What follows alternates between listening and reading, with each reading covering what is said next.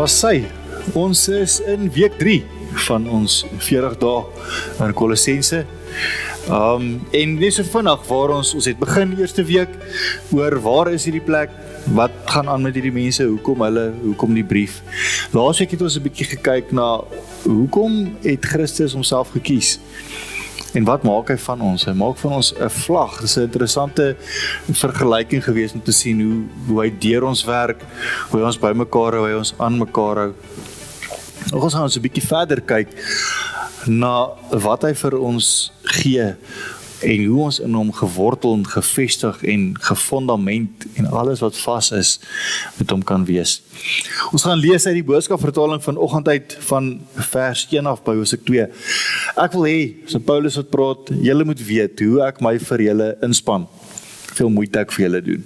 Dit is of ek in 'n ewige geveg ter wille van julle in die Laodiseërs gewikkel is. Mense van Laodicea, die dorp langs aan. Selfs ook vir hulle wat ek nog nie persoonlik ontmoet het nie. So wil ek hulle bemoedig. Hulle moet besef dat ons deur die drade van liefde aan mekaar vasgeweef is. Hulle die geheim van God, naamlik Jesus, leer ken. Dit het hulle ryk laat voel. Skatte word in 'n skatkis geberge. Om die goddelike dinge te ken en te verstaan hoe dit werk, is vir Christenes so sulke waardevolle skatte. Dit is in Jesus opgesluit en kan net by hom gekry word. Ek beklemtoon dit, sodat niemand julle op 'n verkeerde spoor kan lei met redenasies wat slim mag klink, maar eintlik van leuns deurtrek is nie. Ek is dalk wel nie persoonlik daar by julle nie, maar in my gees is ek tog saam met julle. Ek praat dis nie sommer as ek sê dat ek baie bly is oor die ordelike en stylvolle manier waarop julle dinge doen nie. Ek is net so bly daaroor dat julle nie 'n duim toegee nie, maar rotsvas bly staan wanneer dit kom by wat julle oor Jesus glo. Julle het Jesus Christus as Here erken en aanvaar. Tree nou op soos mense wat hom regtig as Here ken. Julle verhouding met hom moet so heg en intiem wees, soos die band tussen 'n boom en die aarde waaruit dit groei. Soos 'n huis wat op 'n sterk fundament gebou word, moet julle lewe op Christus bou. Staan onwrikbaar vas in dit wat julle glo, soos julle geleer is. Doen dit terwyl julle gedurig vir God dankie sê en hom eer. Nou ek wil vanoggend 'n speletjie met julle speel. Speletjie se naam is Bybels of nie. So ons gaan 'n stelling of 2 op die skerm hê, nou moet jy nou vir my sê, waar in die Bybel staan die stelling, of jy nou kan raai. So, sommer die eerste enetjie daarso. God help diegene wat hulle self help. Goed, waar in die Bybel staan dit, weet iemand. Ou Testament, nie, wie sê Ou Testament? Wie sê Nuwe Testament? Wie sê dis nie in die Bybel nie? Wie sê hulle weet nie? Want julle moet eers antwoorde opseek. Volgende skyfie. Dis nie in die Bybel nie. Kom van Benjamin Franklin se Poor Richard's Almanac. Kolossense 2 sê, toe julle dood was weens julle sondes, het God julle saam met Christus lewend gemaak. Die punt is, dis nie jouself wat red nie, dis Christus wat red.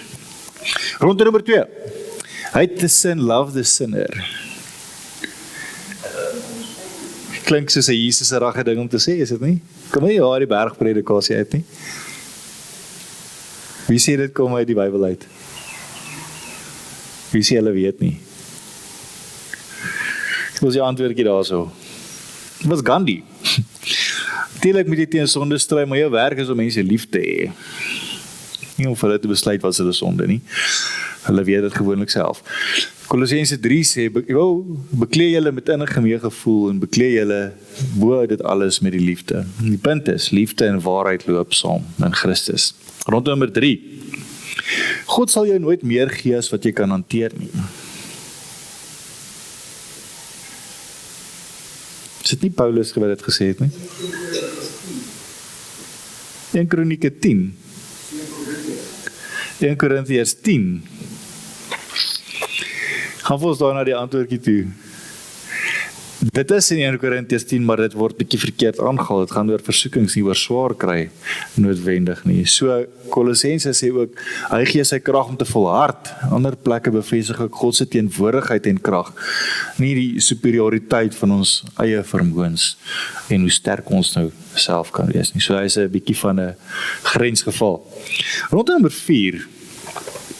Hierdie eentjie wat ons by begrafnisse. So nou die dag het ek hom op Facebook gelees van 'n arme kind.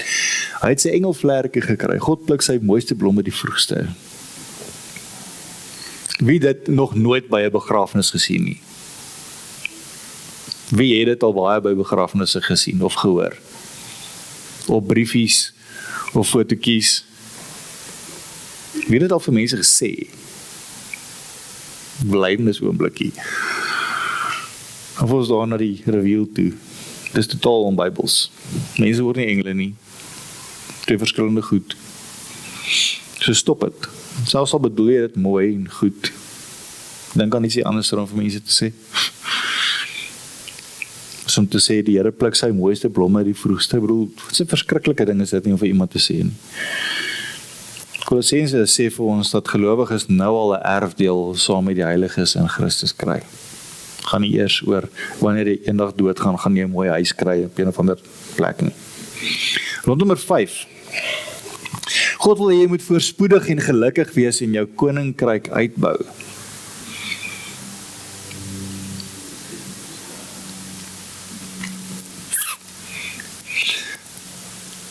Staan dit nie in die Bybel nie. Maar hoekom glo ons dit dan? Gaan ons aan die antwoord toe. Dis voorspoedsteologie en voorspoedsteologie is onbybels. Joyce Meyer, Pastor Ad van die Ooste, Stephen Furtick, Benny Hinn, Skouwens. Hoe harder jy glo, hoe ryker gaan jy wees. So ons moet net bietjie baie harder begin glo en dan gaan ons lekker baie ryk wees. So as jy nou nie ryk is vanoggend nie, moet jy check, dis jou geloof wat verkeerd is. Dis wat hierdie ouens sê nie, ek beloof as jy ek sê nie. Gaan oor God se koninkryk, dit gaan nie oor ons sinne nie. Jy moet aan jouself sterf en in Christus leef. Dankie. Kolossense wys vir ons die waarheid is nie 'n slagspreuk nie. Dit is nie 'n cheap quote op 'n koffiebeker nie. Dit is 'n persoon, Christus self. So watter kan jy nog dink? Daar's baie sulke goeters, sulke platitudes, wat jy dalk al die afgelope week gesien het, of gekry het, of op 'n prentjie, of 'n meme, of 'n grappie, of 'n video op iemand se WhatsApp status. Goed klink mooi, nee, maar dit is soms leer as daai einde van die maand salty cracks boksie. Daar's niks. Nou, baie van ons het een van daai so familie erfstuk, nee, een van daai bokse met die silwermesse en virke. Wie so iets by die huis, hè? Self enetjie geërf by jou oom. Dis mooi daai goed. Dis ietsie wat ons vasmaak, want dis 'n familie erfstuk. Nee, die ding word nou oorgedra van geslag na geslag. So dit maak jou vas aan iemand of ander mense van jou eie verlede en jou eie storie. So jou wortels, nee, daar waar jy vandaan kom, jou geskiedenis, daar's 'n fundament wat hier betrokke is. En dis ietsie wat mooi opgepas word. Daai goeders dis net vir spesiale geleenthede. Net wanneer die koningin kom kuier, en selfs dan moet sy mooi vra voordat ons daaruit kan eet. Dit word skoongemaak as ons onthou, want ons vergeet partykeer bietjie omdat dit nou so lank daaronder in 'n blik of in 'n boks bly, dan as ons dit oopmaak, dan is daai goed nou aangeslaan, dan moet ons nou of iemand wat vir ons werk baie vinnig 'n botteltjie silwer bymekaar kry. Sien, Heer weet presies waarvan ek praat. Want ons gebruik dit bitter selde of amper nooit, want die geleentheid is nooit groot genoeg nie. So hoeveel waarde het daai? Het dit baie waarde of min waarde? Het dit baie waarde? Dit is nog steeds egte silwer. Maar dit is gebare. Dit het al sy waarde, maar dit beteken net wanneer ek het 'n slag gebruik. So wat bære ons in aanhalingstekens weg? As ons identiteit in Christus net bære, dan verloor dit nie sy waarde nie. Dit is die hele tyd waardevol, maar dit kry net betekenis en gee eers vir ons krag wanneer ons daarvan uit leef. Wat bedoel ek daarmee? Kom ons maak dit maklik. Ons het laasweek ons gekyk na wie Jesus vir ons is en wie hy ons gemaak het om te wees en ons gaan nog vorentoe in Kolossense gaan ons weer daarna kyk. Dit is 'n tema wat herhaal. Paulus wil regtig graag hierdie ding by die mense tuis bring. So ons is besig om stukkie vir stukkie weer ons identiteit in Christus te ontdek en te bou. Maar ek kan dit wegbêre as ek dit vergeet. Of as ek nie onthou wie ek in Jesus is nie, en as ek my ore en my oë eerder aan ander stemme en aan ander prentjies en slagspreuke en goeters uitleen. Nou die ding is, ons kan te veel van ietsie kry. Nou, novelty, nuwigheid, die gesoek na ietsie nuuts is 'n groot ding. Daardie begeerte om heeltyd iets nuuts te wil hê of nuuts te kan kry. En terloops, dis een van die grootste dryfkragte agter enige verslawing is daardie konstante begeerte vir 'n nuwe ervaring. Ons soek en ons kry maklik nog en nog en nog. Die internet is tot oorlopends toe vol van alles. So ek kan maklik kry. Ek hoef net 'n knoppie te druk. Dis nie moeilik nie. Dis die hele tyd toeganklik. Ek het, solank as wat ek data het of wifi, kan ek kry. Nog 'n versie, nog 'n quote, nog 'n oulike prentjie met 'n katjie of 'n beertjie wat 'n bossie blomme of 'n ballon vashou en vir my sê ek moet regtig lekker slaap vanaand. Julle lag want julle weet hoe lyk daai prentjies, né, Ben? Presies. Net nog iemand met 'n groot online following wat sê dat hulle weet wat die Bybel regtig sê, né? Nou, hierdie prentjies en hierdie preachers, die blink ouens, is nie altyd vals nie. Dis dikwels net bietjie baie kitsch. En dit wat die mense sê kan natuurlik ook heel waar wees. Maar die ding is, ons moet 'n bietjie onderskeid aan die dag lê hierso. Want soms maak hulle asof hulle hierdie goed self ontdek het. Asof dit super nuut is, asof niemand dit nog ooit voor hulle dit gesê het en nou het hulle skielik hierdie wonderlike ontdekking gemaak. As jy dit ten minste ontdek, goed so. In die afgelope week het ek 'n ou gesien op Instagram wat vertel het hoe hy nou Filippense 4:13 se ware betekenis ontdek het, van dat dit eintlik gaan oor hoe Paulus deur al hierdie goeters kan gaan en hy sit eintlik in die tronk en alles. En ek sit daarop, wel, ons spreek hierdie al vir jare so, my vriend. En toe was dit vir hom hierdie verskriklike wow oomblik, dat, julle weet waaroor dit gaan. Ek soos, ons doen net eksegese, ons lees hier die Bybel, so, maar ja, ek is bly as julle dit ook begin doen, dis goed. Soms oorkompliseer hierdie ouens dit, hulle maak dit regtig moeilik om dit te volg, of om dit toe te pas in ons gewone daaglikse lewens. Ou soos John Eldredge, en van daai ander ouens wat nogal sterk op geestelike oorlogvoering is, het in van hulle boeke sulke daaglikse gebede. Nou het hy in een van sy boeke het hy 'n gebed uitgeskryf wat hy dan nou sê hy daagliks bid. Daai gebed is 8 bladsye lank getik. Nou ek laat my nie vertel, hy bid dit elke dag 8 bladsye se woorde presies so uit sy kop uit net en sy regtig 'n goeie memory het. Of het aflees. Woord vir woord moet ek elke frase presies in sy woorde so bid, om seker te maak dat ek op al die fronte gecover is deur Jesus se bloed, net om seker te maak alles is reg, dat ek die regte dingetjies sê. Of kan ek maar vir Paulus in Kolossense glo as hy sê Jesus het klaar reeds alles gewen? Soms praat hierdie ouens net pleinweg nonsens. Deur argumente en teksverse te verdraai en af te water en in te span, sodat dit hulle eie agenda pas. Dis amper soos wanneer jy 'n tydskrif vat en jy plak lettertjies, jy sny hulle so uit en jy plak 'n briefie, soos wat jy partykeer kry in die flieks met die losbrief, dan is dit nou so geplak met lettertjies dat jy nou nie die handskrif kan ontsyfer nie. amper dieselfde. Die voorspoedsteologie ouens is besonder skillig hier, want hulle lyk en ryk gewoonlik presies dit wat hulle preek. Dis blink, dis mooi, dit is aantreklik, dis voorspoedig, dis gelukkig, dis ryk. So dan moet dit wat hulle mos nou sê, mos nou waar wees, want hierdie ding bevestig mos nou daai ding. Maar dit is die gevaar van valse redenasies. Dit klink mooi, maar dit is leeg. En dis presies hoekom ons net nou so speletjie gespeel het. Want dit kan jou tot 'n geestelike identiteitskrisis lei, as dinge nie dan nou so uitwerk nie. As dinge dan wel skeefloop in jou lewe, al glo jy jou hart uit, en nou het die Here jou nog steeds nie met daai blou Porsche geseën nie.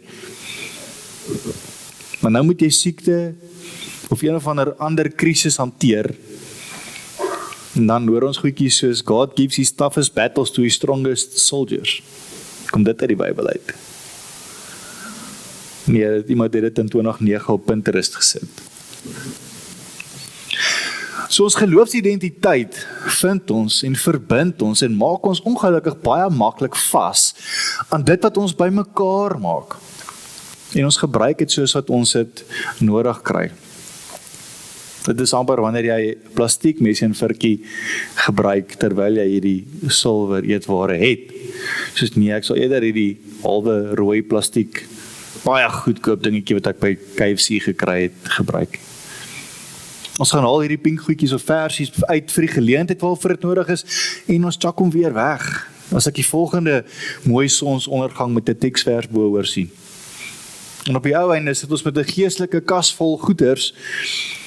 Ons al daai Tupperware waarvoor ons nie deksels het nie, of die bakkie het, of die dekseltjie het, maar ons het nie die bakkie nie. Dan beteken dit nie veel nie. Paulus kom maak ons identiteit in Kolossense ordentlik vas. Hy gee vir ons 'n anker, wortels, 'n fondament om op te bou. Enigiets wat jou kan vasmaak, wat jou kan oriënteer. Iets wat ons nie oor en oor niet hoef te gaan soek nie, maar wat ons telkens weer na toe kan terugkeer, sonder om oor die geldigheid daarvan te twyfel of te wonder. Want hy kom sê, die geheim is uit. Die geheim wat oopgemaak is nie 'n nuwe teorie nie, dis 'n persoon, Christus self, wat in ons woon. Dis 'n skat, maar is nie meer weggebere soos weggesteek nie. Wat wel weggebere is die insig en die kennis wat daar in Jesus is, en ook nie weggebere soos niemand kan daarby uitkom nie, meer in die sin van dis op 'n veilige plek. Hierdie is waar dit regtig veilig is, waar ek dit kan kry. Ek kan daarby uitkom. Ek het altyd toegang daartoe. Niks kan daarmee gebeur of dit besmet of dit vuil maak of dit wegvat nie. Hy sê daar, onthou, julle is reeds. Kyk na die volgende goed, daar is ons 'n paar goed om te onthou. Jy is reeds gewortel, geanker, een met Jesus. Want Jesus het dit kom doen. Jy is reeds opgerig op hom as jou fondament. Jy is reeds versterk, jy is reeds bevestig in die geloof wat aan jou geleer is. En hy sê vir daai mense, julle is reeds oorvloedig vol met dankbaarheid. Julle leef reeds so. Dit is baie belangrik om te sien, daar is 'n verskil tussen jy is reeds en jy moet nog. Want baie keer dink ons moet nog, ons is nie goed genoeg nie, want ek is nou nie hierdie week dankbaar genoeg gewees vir alles nie. Ek is nie 'n groot genoeg Christen nie, want ek het nou nie vir 15 boemelaars elkeen 'n kospakkie gegee nie. Ek was dalk bietjie kort af met iemand. Ek het dalk my e-mail verloor. Ek sukkel ook soms om, noem maar op. Hoe dikwels laat die volgende prentjie of boodskapie of video my voel dat ek moet nog, ek het nog nie. Terwyl Paulus sê, jy is reeds. Want Jesus het reeds. Wat maak ek hiermee? Omdat ons reeds opgebou, reeds geanker is, reeds gewortel is in Jesus, kry ons krag en ons wysheid en ons insig by hom. Dis 'n gegewe. Dis altyd beskikbaar en dis veilig en dis oorvloedig. Maar soms voel ons dom. Ons voel sonder insig, ons voel ons sukkel, ons maak twyfelagtige keuses, ons voel asof ons nêrens behoort nie, en ons voel asof ons geen vastigheid onder ons voete het nie, en soms is die dankbaarheid, kom ons wees eerlik, maar minderig. Wat maak dat ons so voel, en dit so beleef? Hoor die woorde. Soms is ons gewoon oorhaastig. Die vinnige pas van ons lewens maak dat ons vergeet wie ons is. Dat ons vergeet waar en van wie af ons insig en ons krag vandaan kom. En dan maak ons by default op ons eie insig en ons eie kennis en krag staan. Gewoon want ons gaan te vinnig. Soms het ons seer gekry. Deur ander mense, deur die kerk, deur 'n persoonlike belewenis met God, wat ek gevoel het nie uitgekom soos wat ek gedink het nie. Soms is ek besig met ongesonde goed, verkeerde goed, wat my gedagtes so vol maak, dat ek nie op God en op die geheim van Jesus wat in my bly kan fokus nie. Want ek kan nie met twee goed op een slag regtig besig wees nie.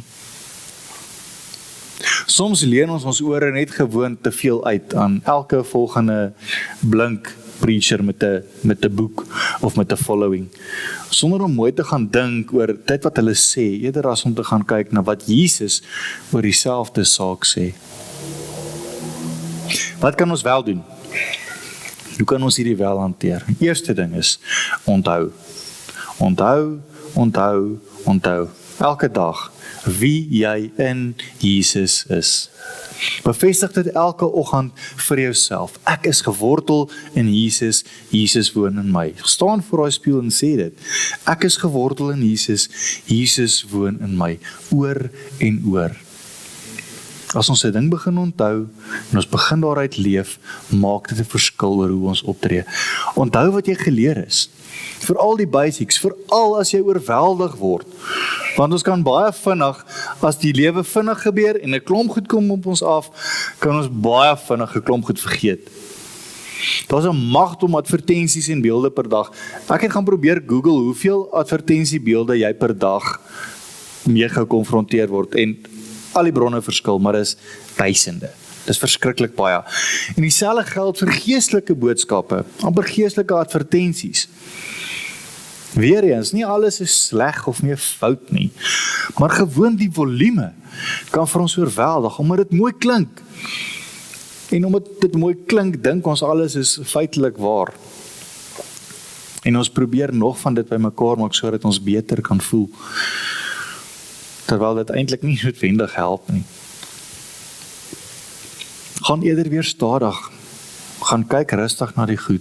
Speel dit teen die Bybel. En dit is hoekom ons Kolossense in sulke klein kort deeltjies opbreek, juis sodat ons werklik stadig hierdeur kan gaan en dit stadig kan verteer.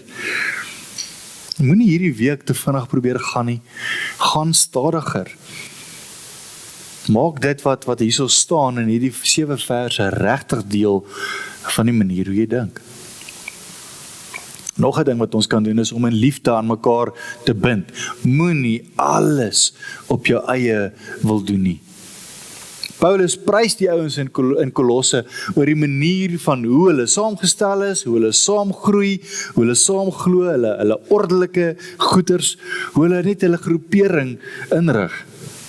Het is baie makliker om identiteit in 'n groot groep te vestig of te bou, as om dit op jou eie te probeer doen, oor en oor. En om dit in liefde saam met ander te doen, help ons net soveel meer. En dan die laaste ding, om dankbaarheid te beoefen. Nou let wel, oefen. Al kry ons dit nie altyd reg nie. Om die hele tyd te wil nog en nog hê, is eintlik 'n teken van ondankbaarheid, is dit nie? Of onvergenoegdheid. Ek soek nog, ek het nie genoeg nie, ek is nie tevrede nie. Sien 'n slag raak wat jy reeds het, wat jy reeds gekry het, veral geestelik, ja, en die fisiese dinge ook, maar veral geestelik. Ja, ons moet altyd meer na Jesus honger, dit is so. Maar wees 'n slag dankbaar ook, en vergenoeg met wat jy reeds oor hom geleer het.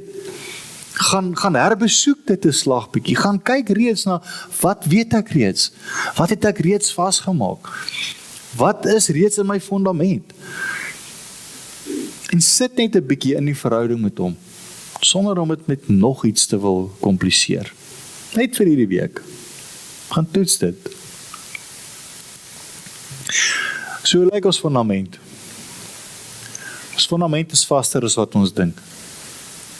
Ons wortels, ons geankerdheid, dis vas. Dis nie 'n fondament wat verkrummel nie. Die mure val nie uit mekaar uit nie. Ek hoef nie hierdie fondasie die hele tyd oor en oor te lê nie. Nee, elke dag hoef die begin van die res van my lewe te wees en allerlei mooi goed nie. Jesus is dit reeds. Ek is reeds in hom gewortel. My wortels groei net elke dag dieper soos daai bossies.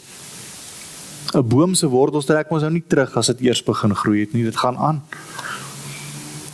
Wees bly oor dit waardeur jy tot nou toe is, of as jy nie daar kan bly wees nie, wees dan dankbaar. Dit wat jou gevorm het en hoe Jesus deel daarvan was en nog steeds is. Nou nie die skat wat hy nog altyd vir jou was, miskyk nie. Daai silwer eetgerei, wat jy net bære vir die spesiale geleenthede, al die tye wat jy en Jesus saam deurgemaak het, dit is dit. Haal dit 'n slag uit.